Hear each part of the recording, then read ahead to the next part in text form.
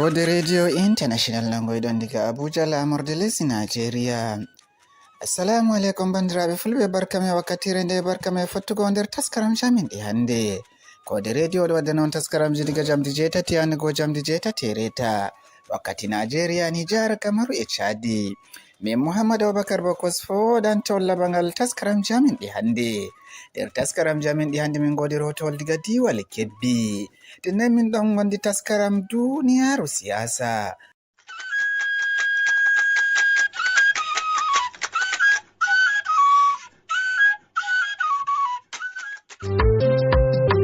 Minon ka wala ko min poti min biya ay on arti on timmini Kode Radio International kam sey yettore Allah accu on, Allah wallu on, Allah hawtu hoore meɗen, Allah wallu ɗemgal fulfulde be pulako.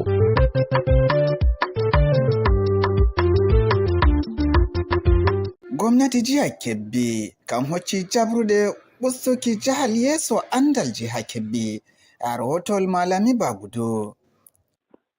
Gwamnatin jihar Kebbi hocci jabrude moitingo gawarɗe jihar yeso andal jiha kan'en. Muna jiha kan'en Dr. Nasiru Kawagandu kan andini hala ka wakkati o jaabi dow ɗum faɗɗa ceede ni ɗuɗɗe ngam ɓosinki shanu elto. Nde wata bayanu commissionajo hakkilango elto ɓangingo e jiha Kebbi Abul Isa Abubakar Tunga o wangini noon dow andinode o hokki ummato jiha Kebbi. O wi'i gomna jiha Kebbi arti jaɓi dow majjinan ceede ɗuuɗe yaago jangirɗe jiha Kebbi hawtade fukara e muɗum fu gaba ɗaya. Nden bo nde wata bayanu nder kuuɗe woodi niyya waɗugo hawti fa e moƴƴingo ɓaale ɗum fukaraɓe walata e jangirde jahal yeeso elto jamu e jega hawtade bo e nokkuje feere laatiɗe e walla e haro jahal yeeso majjum. Wangini wiigo ni ceede ɗin ɗuɗɗe kam majjinte ngam ɗum tabbitina wiigo ɗum soɗo gineeji arɗi zaman ngam heɓugo jangirde musamman nde hakkilango diyetoɓe dañoɓe ton e asibiti Zoro e ɓaddi birni Kabi. Commissionajo on Tunga o wangini wiigo nokkuje feere ni kawtuɗe wato nokkuje laburi bo nokkuje eto feere darugo ƴiƴam ummatoje e heɓante kare nawɗe. Ɗum daraki ɗon gomna Idris Kawagandu on yoɓay ceede yaago to fukaraɓe laatiɓe e janga nder Nigeria amma e jihaji feere fa e lesɗe yaasi funi nder hitande jawtune e de ende ɗum wondi. O wi'i ni sakko wala gwamnati on jaɓake dow wiigo hakkilango andal kan woni ko ɓuri hanugo kala gwamnati fuu waɗa ngam ɗum heɓa jahal yeeso e bo heɓugo riba damude kolaɗiya.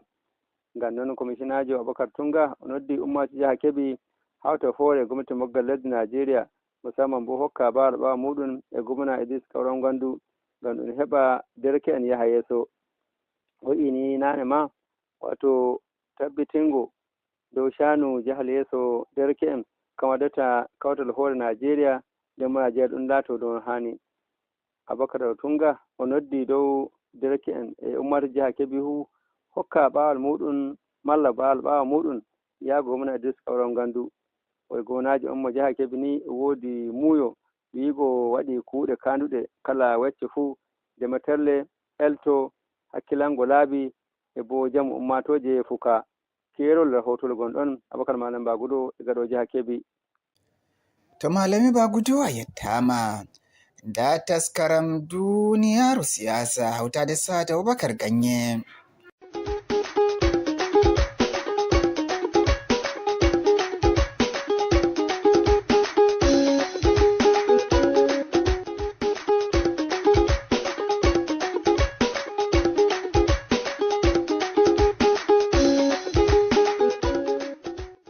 Heɗitoɓe assalamu alaikum, barkamin e wakkatire nde, sannu men bo e lorgo fotta nder taskaram duniyaru siyasa, taskaram garanoji on iga asa radio Kode International wonde gallol Abuja lamorde Nigeria. Taskaram duniyaru siyasa ni taskaram on ka wowi waddango on ko larani siyasa inanta lamar faddu hakke ɓi adama iga nokku duniyaru fere-fere. nder taskaram duniyaru siyasa ɗam hande en latinan on taskaram suɓol nanki mijoji ɓiɓɓe lesdi Guinea Conakry dow dabare laamu lesdi ndin habdinta je windugo didaɗi lesdi kesi ɗam leddi ndin tammi naftirego haɓe tammi wo'ingo goɗɗi nder didaɗi lesdi ndin ɗam dogginta jonta nder taskaram duniyaru siyasa hande on nanan mijoji ɓiɓɓe lesdi Guinea enanta mijoji wakkere laamu lesdi Guinea dow taskaram ɗam ɓe habdinta je suɓɓinanki mijoji ɓiɓɓe lesdi ndin. Abubakar Sa'ad Ganye hawtande e wallinde sobirawo kuuɗe am Abdourahmane Gi'aɗo Jarumi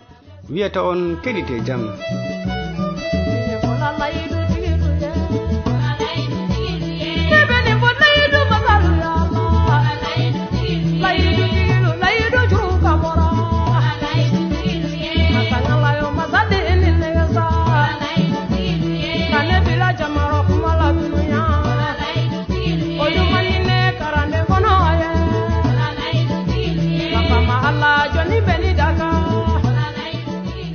To madalla banta no komai andini kala leddi fu ɗo mari didaɗi ɗi dogginte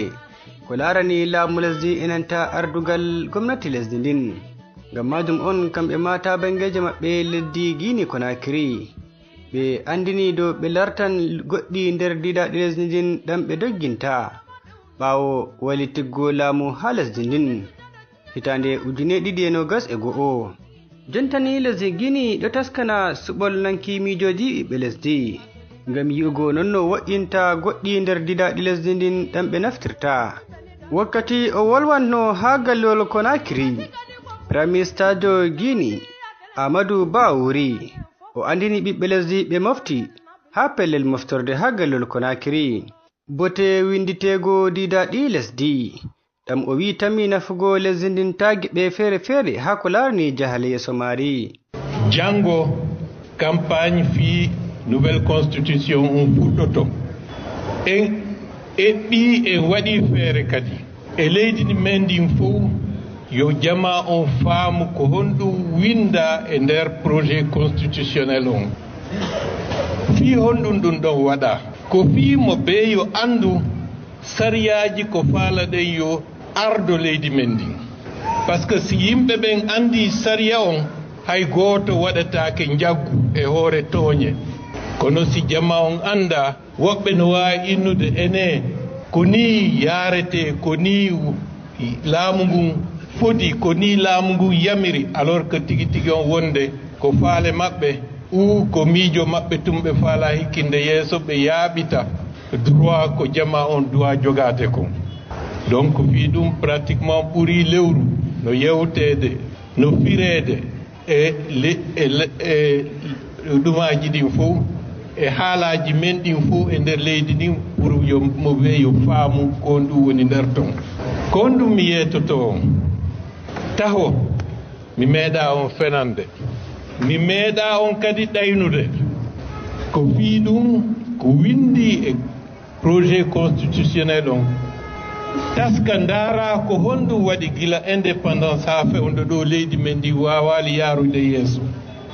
ko honɗum woni sabu ñande o ñande ko piiro ko sonko e bugondirgol kaaƴe ko ɗum ɗon fof ndaara inna en faalaka yo leydi men ndin e jama men o luttu ñande o ñande un pas en avant 10 pas en arrière ko ɗum woni daƴƴere windugol au projet constitutionnel hara jango e cenɗe ɗen fof e fii laamuji ɗin no change ndirta noon hara na sonko na piiro mo waɗi ko dowa wadde kon jama on votanimo laabi ɗiɗi haray on tigi ko ɗon wallinta goɗɗo goo ƴetta hara ko jama on kadi toɗɗimo hikkinimo yeeso innugol o sariya moƴƴa mi bonnitay ɗum fiyo mi wawa luttude ko laamu tun no windi nder ton obstacle ji buyi hara ko wawata ittude ɗum mettay fi sina ko iwri e Allah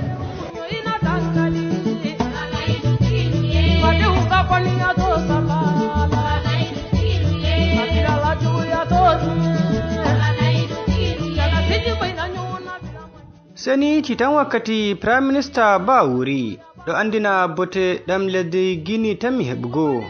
to har yada keɓe winditi didaɗi lesdi ndin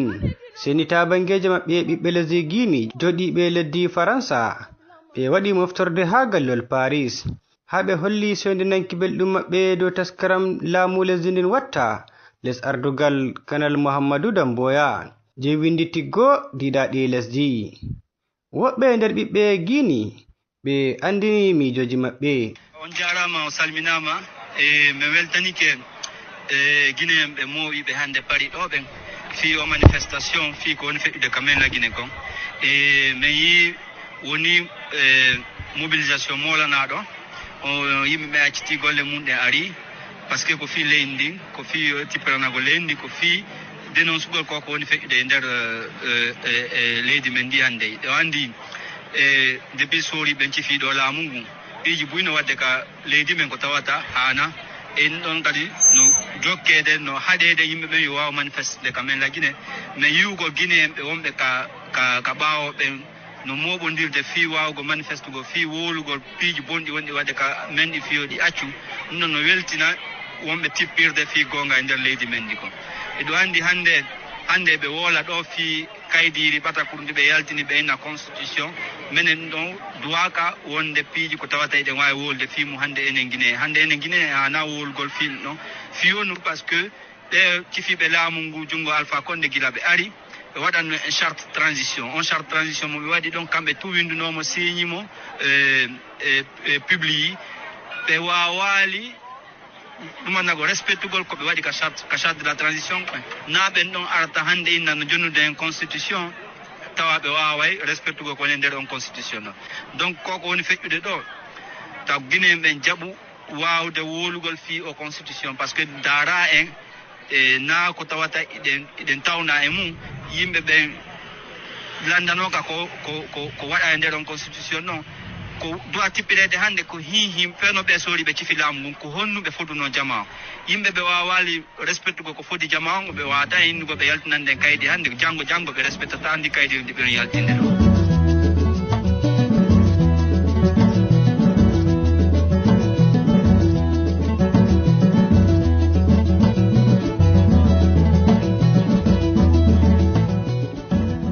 seni titan wakkati ɓiɓɓe lesdi ndin ɗo andina sondinanki belɗum maɓɓe enanta sonde bote winditego didaɗi lesdi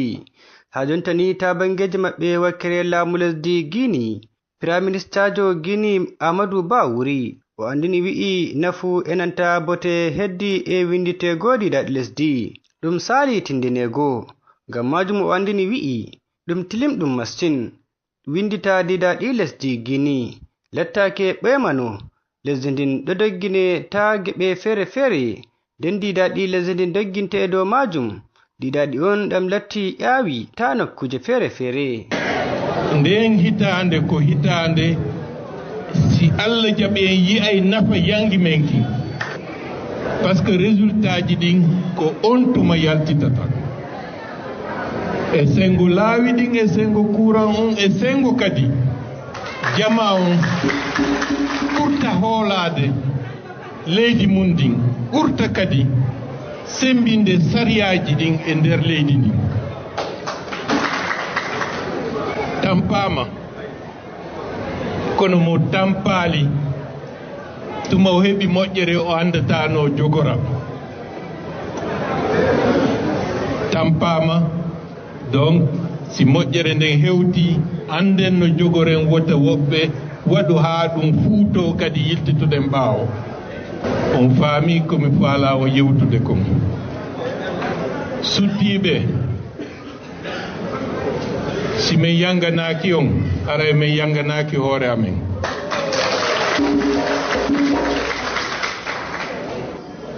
e piiji buyi e leydi Guinée fita no hikkino yeeso ko non wonirno ɗo kadi fi moƴƴingol ngol onon musidɓe am ɓe mi jeydi e nder pita mi tori kon hara ko non ɓurata wakkilade kono ɓurata jogitaade pour yo ko wawata moƴƴande jama men on wawa moƴƴande leydi ndin fof mooɓita jamaji ɗin yon hikko yeeso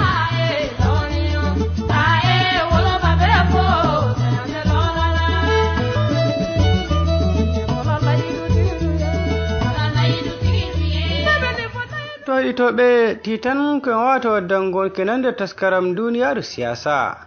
jotta kam dow darnde sobirawo kuuɗiyam mo walliti taskara ka yetti e moɗon abdourahmane giɗaɗo jarumi min aboubacar sa'ad gagné mo ardini taskara ka wiyata on wonde e luttuɗi taskaramji kode radio international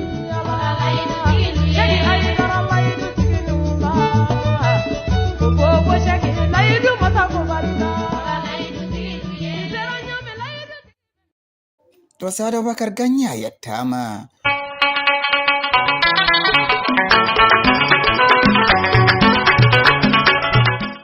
be amin jemma nyalawma to gossoro be gumbar radio mon domi taadi 49 der Abuja ndarde go nyelde fu wala hendu ko hoshaki hite sudu radio code international sai ummatore konde min don gam onon ma gonden be amin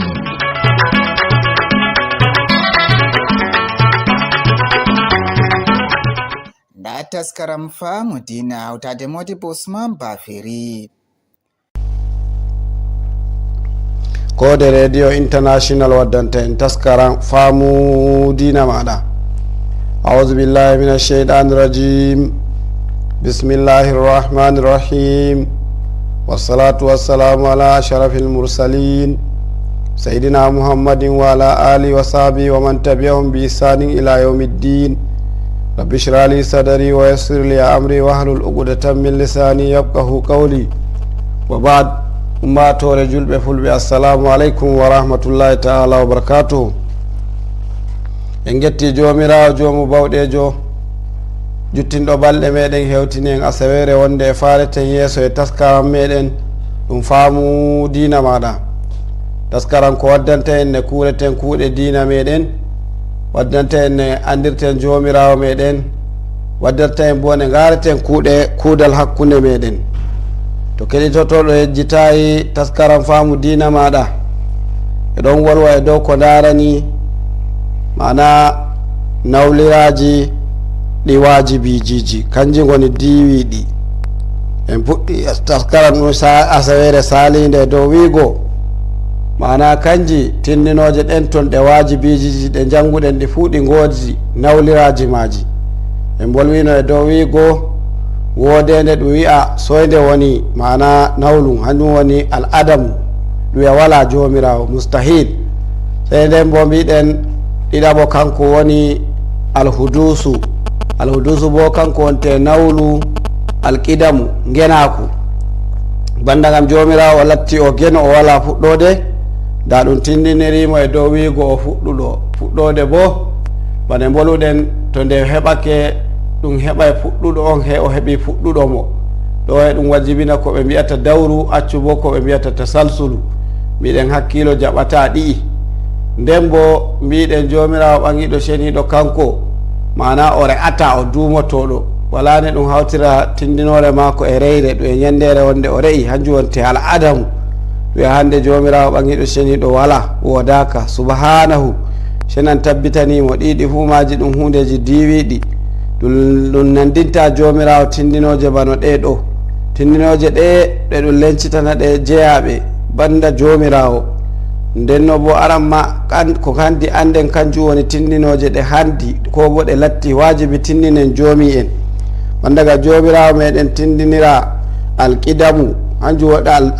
albaqa'u dumaki ta ɗum tindinirinomo e tindinore nde e wi'etende alfana'u hayre wonte reyre subhanahu jomirawo namo de o namo timmowo bana noon bo e nder tindinoje ɗen woodi tindinore nde lattinde wal mukalafatu bin nafsi sey latto hanko jomirawo mana o luta e tagle way on latto mo masalatu o nandi e tagle mako o nandi e maaje accu o nanda tagdi godandi ndi andandi ko bo o nanda tagdi godandi ndi andaka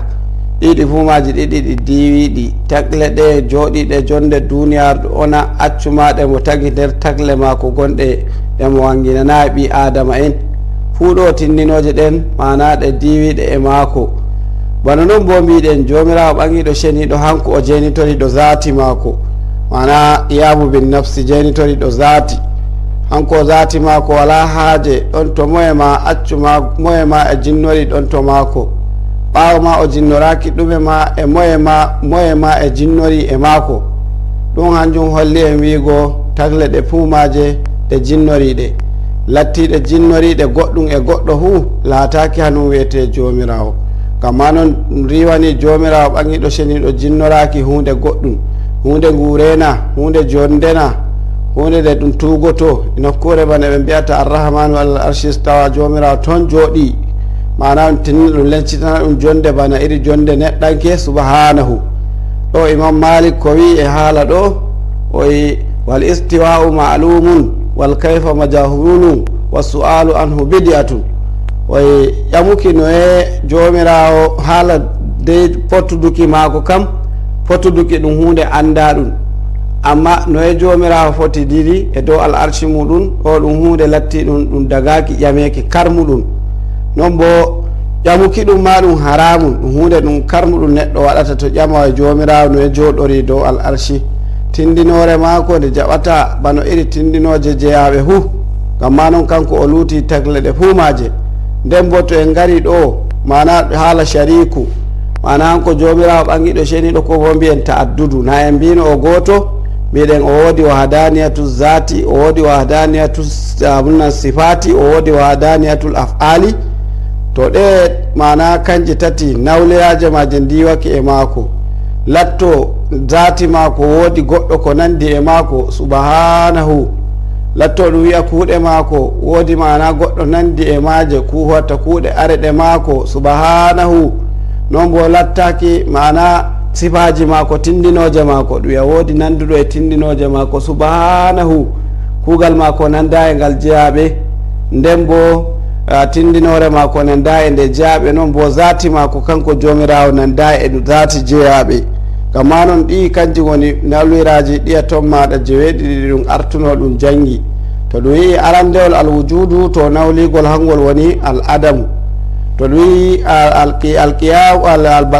alqidamu hanjum watte genaku to sey ɗum ya wayi alhudusu fe'aki wiya jomirawo hanko ma o fe'iɗo bane tagle fe'ori subhanahu.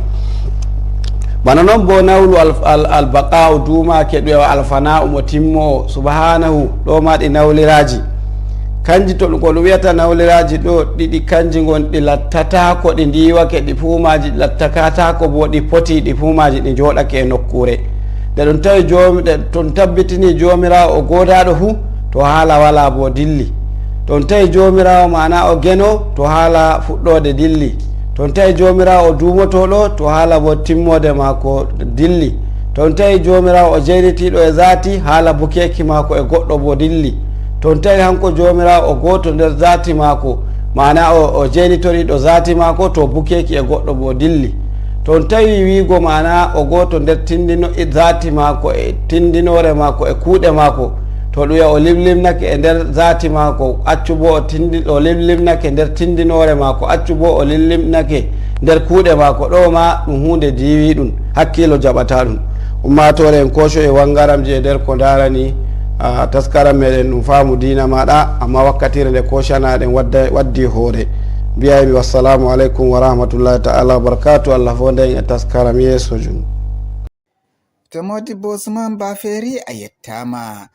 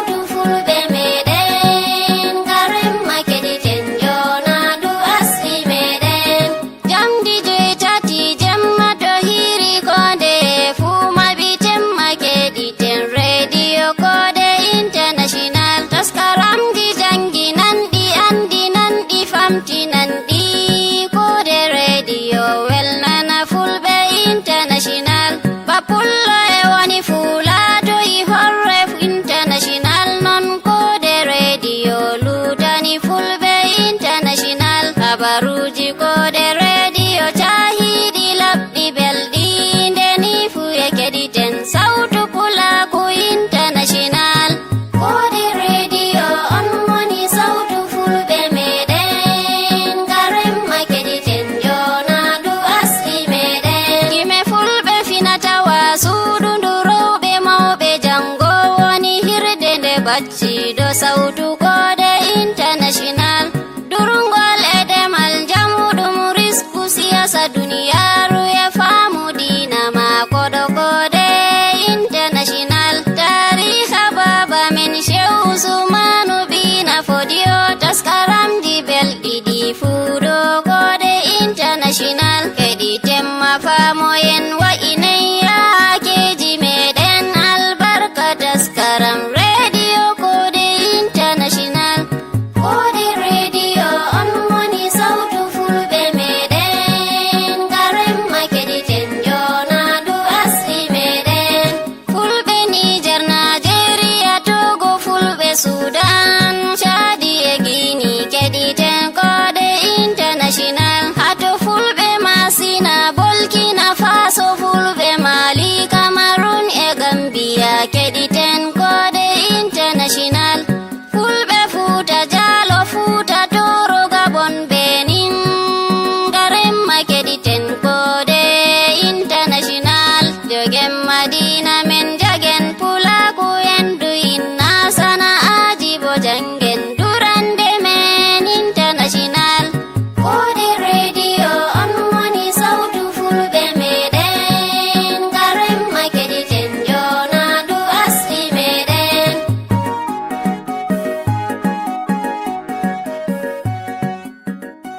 hanon fo min gaddira gare wadde taskaram jamin ɗi hannde maytindo taskaramji Ahmed Arab Abubakar Azare kawtuɗo taskaramji hannde ɓiɗiɗi iro min Muhammad Abubakar Bokosiya to mbalen jam Bonga hettiri ngonen e ton taɗalen ɗum fewreta jabenta jamben international en ɗambo hunde men giɗindiren cakaji meɗen hawtemma hoore men wallindiren international munyal bo en baɗeta to hafen mere nonnonde e nde ardinen jafindiren international kode radio on woni sautu Fulbe meden garem makediten jona du asli meden to nyare yaware ta to jabenta kulen bo merare tambaden ella ta chusbe international